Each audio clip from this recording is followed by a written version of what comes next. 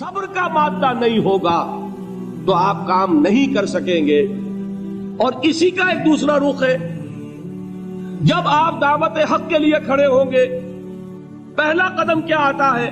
استہزاء، تمسخر، مذاق اڑانا، جس کی میں مثال اب دینا چاہتا ہوں محمد الرسول اللہ صلی اللہ علیہ وسلم کی شخصیت سے. دیکھیے ہم کیا اور ہماری بساط کیا، ہم کیا مبلغ ہوں گے، کیا داعی ہوں گے، ہمارے اپنے دامن پر داغ ہوتے ہیں، لیکن یہ کہ محمد الرسول اللہ کے دامن پر کوئی داغ تھا؟ ان کو تو سارے مکے والے الصادق الامین کہتے تھے، نہایت محبوب شخصیت تھے. ان کے لیے تو جا صادق، جا الامین، یہ الفاظ سننے میں آتے تھے، آنکھوں کا تارا. لیکن جب آپ نے دعوت اب شروع کی، اب قرآن مجید میں دیکھیے کسی نے کہا مجنون ہو گئے، دماغ خراب ہو گیا، پاگل ہو گئے، اجی شاعر ہے، کچھ شعر توڑ لیتے ہیں ہم پر بہت جماتے ہیں. کسی نے کہا ساحر ہے، کچھ جادو سیکھ لیا ہے. یہاں تک کہ ایسے بدبخت بھی پیدا ہوئے، قرآن میں ہے ساحر کذاب، سحر کرنے والا جادوگر نہایت جھوٹا. یہ الفاظ کہے جا رہے ہیں کس کی شان میں؟ محمد الرسول اللہ صلی اللہ علیہ وسلم.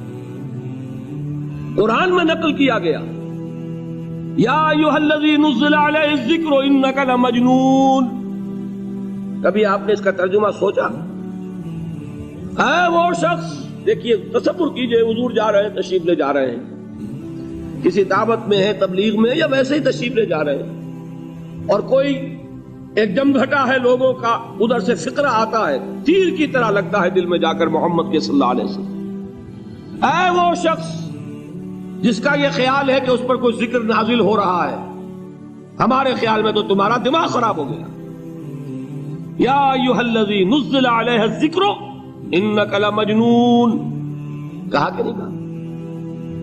اور یہ نہ سمجھیے کہ حضور صلی اللہ علیہ وسلم کے قلب مبارک کو تکلیف نہیں ہوتی تھی.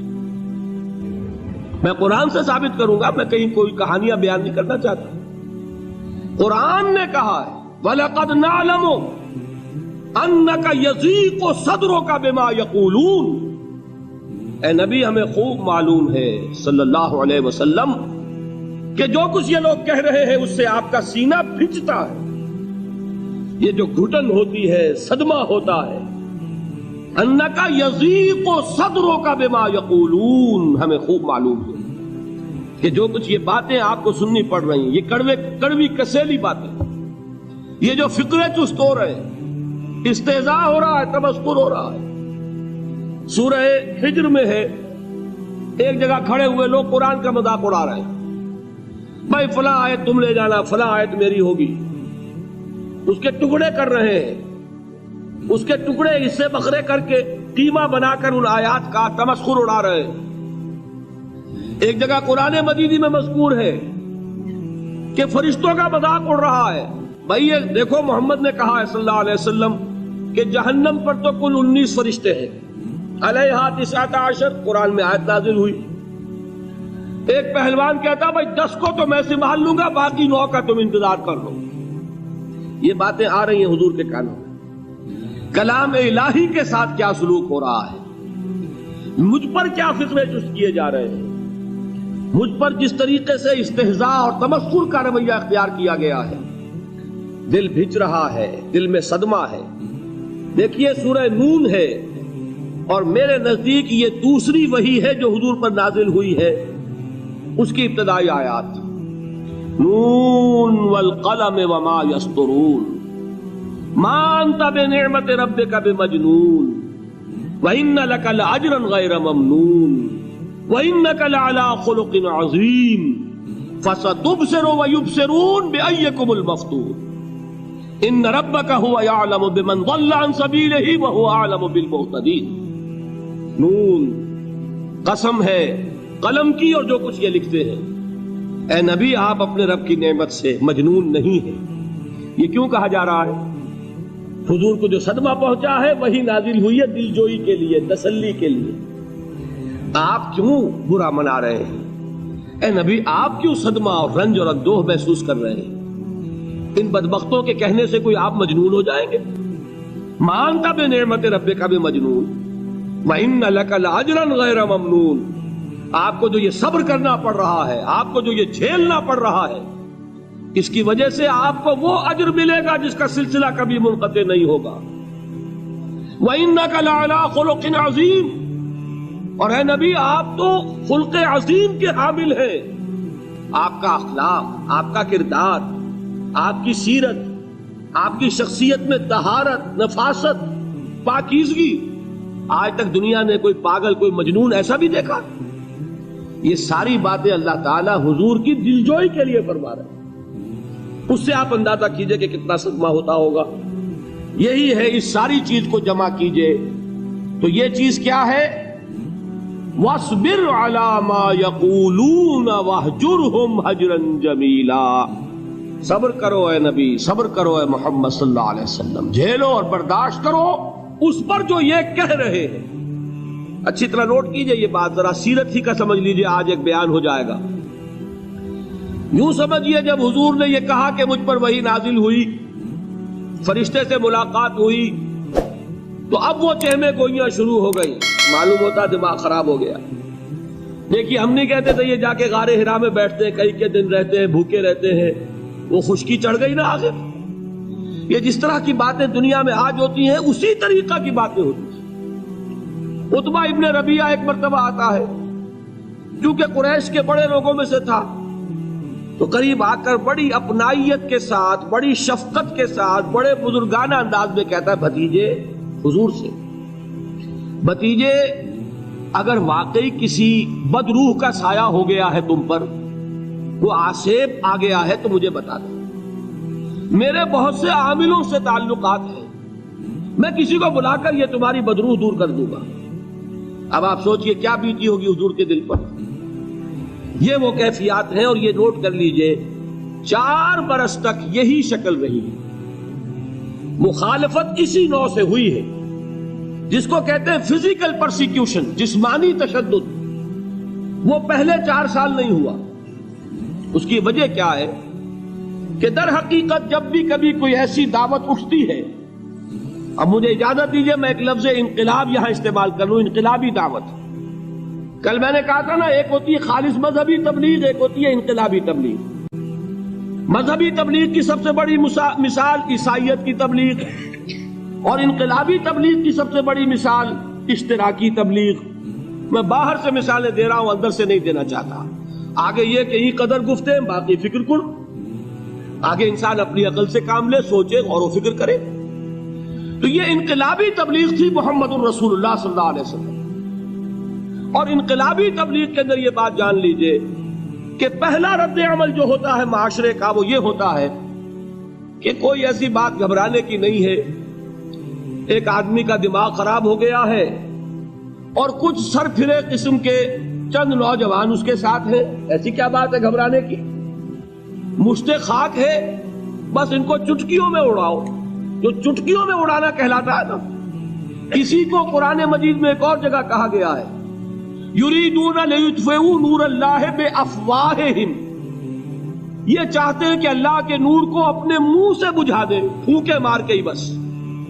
تو پہلا رد عمل جو ہوتا ہے ایک نظام کا، ایک کسی انقلابی دعوت کے خلاف، وہ رد عمل ہوتا ہے استہزاء، تمسخر، مذاق کرو، ان کو جس کو آپ انگریزی میں کہتے ہیں ڈی مورلائز کر دو، ان کی ہمتیں جو ہے وہ ٹوٹ جائیں، ان کو اس طریقے سے، اسی کا نام ہے آج کل کی اصطلاح میں کیریکٹر اسیسینیشن، ان کی شخصیتیں جو ہیں ان کو داغدار کر دو، ان کا اعتبار ختم کر دو، ان کا استہزاء کرو، تمسخر کرو۔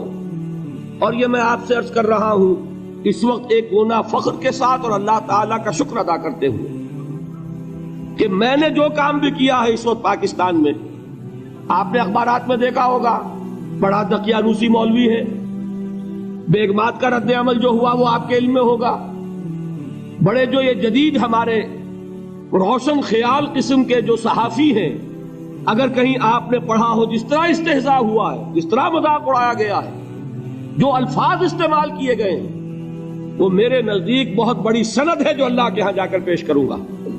کہ اللہ تیرے دین کے لیے میں نے اپنے گھر سے کوئی بات نہیں کہی، میں نے جو بات کہی وہ جو شریعت محمدی کی بات ہے وہ کہی.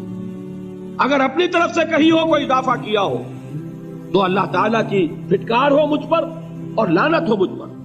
لیکن اگر میں نے وہی کچھ کہا جو شریعت محمدی کا تقاضا ہے اور قرآن اور سنت کی بات ہے، تو پھر اگر مجھے کسی نے پاگل کہا اور کسی نے دقیانوسی کہا اور کسی نے اور فقرہ جست کیا، تو میں اس کے لیے، میں تو سمجھتا ہوں میرے لیے وہ سند ہے جو اللہ تعالیٰ کے ہاں میں جا کر پیش کروں. اور یہ جان لیجئے کہ وہی بات ہوتی ہے ہمیشہ، ہسٹری ریپیٹس اٹسیلف. وہ بات کریں گے جو حضور نے کی تھی، وہی رد عمل سامنے آئے گا جو اس وقت آیا تھا. اس لیے کہ یہ تو جو انسانی مزاج ہے وہ نہیں بدلا، معاشرے کا انداز نہیں بدلا، وہ جو کام ہوگا اس کا رد عمل ابتدائی وہی ہوگا. اور اس میں در حقیقت امتحان ہوتا ہے صبر کا. کیا دل شکستہ ہو کر بیٹھ رہے گا انسان؟ ہمت جواب دے جائے گی، کمر ٹوٹ جائے گی، قوت ارادی اور عزیمت جو ہے مزمحل ہو جائے گی، پھونکوں سے چراغ بجھ جائے گا. یہ جو میں نے آیت آپ کو سنائی تھی اس کا بڑی خوبصورت کی ساتھ ترجمہ کیا ہے مولانا ظفر علی خان نے کہ نور خدا ہے کفر کی حرکت پہ خندہ زن، پھونکوں سے یہ چراغ بجھایا نہ جائے گا. یریدون لیطفئوا نور اللہ بافواہہم واللہ متم نورہ ولو کرہ الکافرون. یہ چاہتے ہیں کہ اپنے منہ کی پھونکوں سے اللہ کے نور کو بجھا دیں، حالانکہ اللہ تعالیٰ تو اپنے نور کا اتمام فرما کر رہے گا، خواہ ان کافروں کو کتنا ہی ناگوار ہو. اس کی ترجمانی ہے نور خدا ہے کفر کی حرکت پہ خندہ زن، پھونکوں سے یہ چراغ بجھایا نہ جائے گا. بہرحال اس مرحلے پر میں نے آپ کو دو صبر بتائے. صبر کس چیز سے؟ اپنا کیریئر، دنیاوی جو بھی آپ حاصل کر سکتے تھے. ذہین آدمی ذہانت لگائے گا تو دین کی دعوت دے گا ایٹ دی انٹلیکچوئل لیول. اور یہ بات جان لیجئے کہ یہ چیز دنیا میں کسی کمائی کا ذریعہ نہیں بن سکتی. اسے قربانی دینی پڑے گی کیریئر کی، اپنے مفادات کی، تب کام کر سکے گا. عام آدمی وقت لگائے گا، صلاحیتیں صرف کرے گا، اپنی وہی اس وقت سے اور توانائی سے پیسہ بنا سکتا تھا. آج کل تو آپ کو معلوم ہے کہ بڑی سادی ہو گئی ہے یہ حساب کتاب کی بات، بہت سادہ. ایک انسکلڈ لیبرر کا 1 گھنٹہ برابر ہے اتنے روپے کے، ایک سکلڈ لیبرر کا 1 گھنٹہ برابر ہے اتنے روپے کے. آپ تو ہر چیز کاؤنٹ کر سکتے ہیں، میئر کر سکتے ہیں. جو شخص 1 گھنٹہ لگا رہا ہے اس نے کچھ پیسہ خرچ کیا ہے نا، اسی وقت کو لگا کر وہ پیسہ بناتا، اسی ذہانت اور صلاحیت سے وہ کمائی کرتا. ادھر لگایا تو وہ جو کمی ہو رہی ہے اس کو برداشت کرنا، اس کو جھیلنا اور خوش دلی سے برداشت کرنا، یہ سمجھنا کہ در حقیقت یہ سب کچھ کیا ہے کہ اللہ تعالیٰ کے ہاں اس کا اجر و ثواب ملے گا. یہ صبر کا ایک رخ. اور استہزاء ہو، تمسخر ہو، مذاق اڑے، فقرے چست ہو، دقیانوسی کہا جائے، ریئیکشنری کہا جائے، یہ بڑے ریئیکشنری ہے، یہ بڑے پچھلے زمانے کے لوگ ہیں، اگلے وقتوں کے ہیں یہ لوگ، انہیں کچھ نہ کہو. جو کہا جائے سنو. وَاصْبِرْ عَلَى مَا يَقُولُونَ وَاهْجُرْهُمْ هَجْرًا جَمِيلًا. اور صبر کیجئے محمد صلی اللہ علیہ وسلم. دیکھیے کوئی پہلو ایسا نہیں ہے جس میں ہمیں ہدایت قرآن مجید سے اور سیرت محمد صلی اللہ علیہ وسلم سے مل نہ جائے. اگر اللہ تعالیٰ مقام دعوت پر فائز ہونے کی توفیق عطا فرما دے تو جو مرحلے پیش آئیں گے وہ آپ کو نظر آ جائیں گے سیرت محمدی میں صلی اللہ علیہ وسلم. اور اس وقت حضور سے جو کہا گیا اس سے آپ کے دل پر بھی، اس کے زخمی جو آپ کا دل ہے، آپ کے احساسات ہیں، اس پر مرہم رکھا جائے گا. وَلَقَدْ نَعْلَمُ أَنَّكَ يَضِيقُ صَدْرُكَ بِمَا يَقُولُونَ. ہمیں خوب معلوم ہے کہ جو کچھ آج تمہیں سننا پڑ رہا ہے اس سے تمہارا سینہ بھجتا ہے، تمہیں رنج اور صدمہ ہوتا ہے. لیکن وَاصْبِرْ عَلَى مَا يَقُولُونَ، جو کچھ یہ کہہ رہے ہیں اس پر صبر کیجئے، اس کو جھیلیے اور برداشت.